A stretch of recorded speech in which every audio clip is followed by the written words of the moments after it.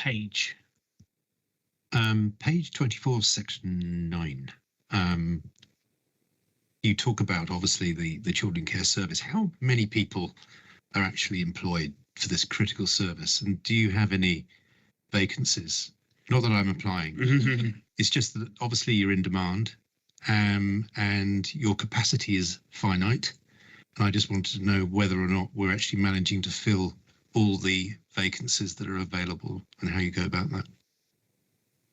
So as it states within the report, we have 4 teams within our Children in Care Service, and within that we have 1 senior practitioner and around either 5 or 6 social workers within each team.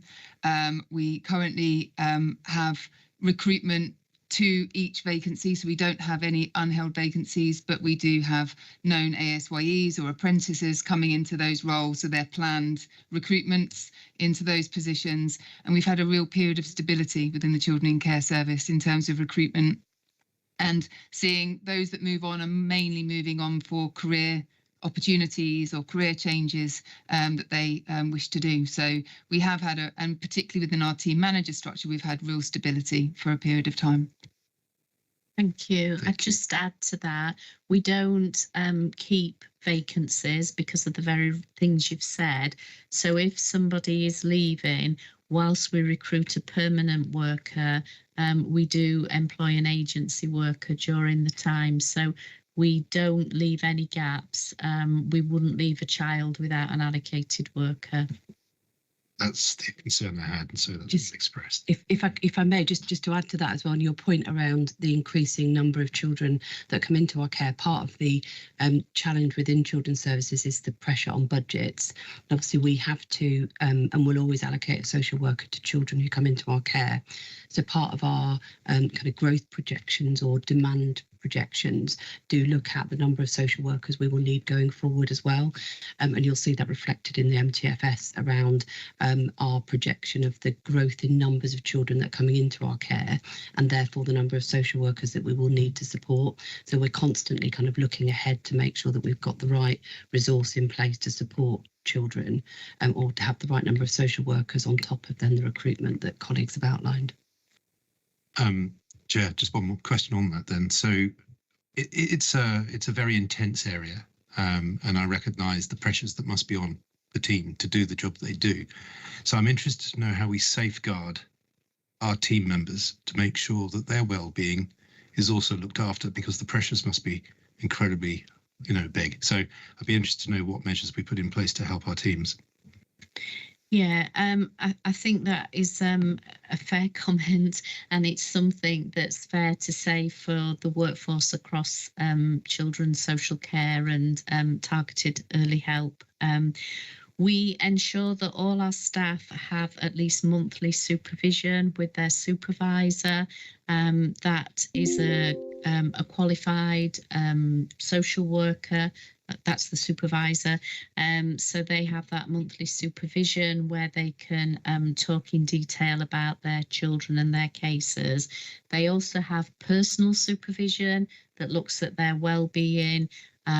We have what we call pods, which are where the teams come together as groups to talk about complex cases and complex issues and share that across the team. We are very mindful of the experience and level of experience of workers. Kelda mentioned our ASYEs. They are our newly qualified social workers. So for the first year in practice, they're referred to as ASYEs. It's an assessment year. They have protected numbers of children that they support. They have additional training from our learning and development team. On top of that, all our staff have an APR, so that's an appraisal every year that looks at what's going well, where there are, if there are any issues or concerns, well-being issues, but also training issues.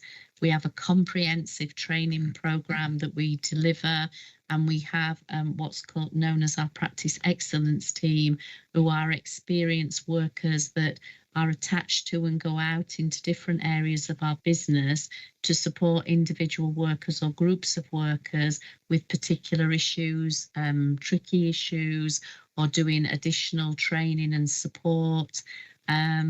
We observe practice. So we have a breadth of experience or a programme really of what we provide. In addition, we have linked wellbeing workers in the council where people can go and see somebody around their wellbeing. And as a service and department, we fund critical counselling. So if a staff member needs to be referred there because they have either been dealing with the experience of an individual child or a group of children where there's trauma and that's either impacted on them because of that child or children, or it's brought to the fore things that they've experienced in their own life and background, we provide critical counselling for those staff. So it's independent of managers, but they have that time to actually look at themselves and their well-being.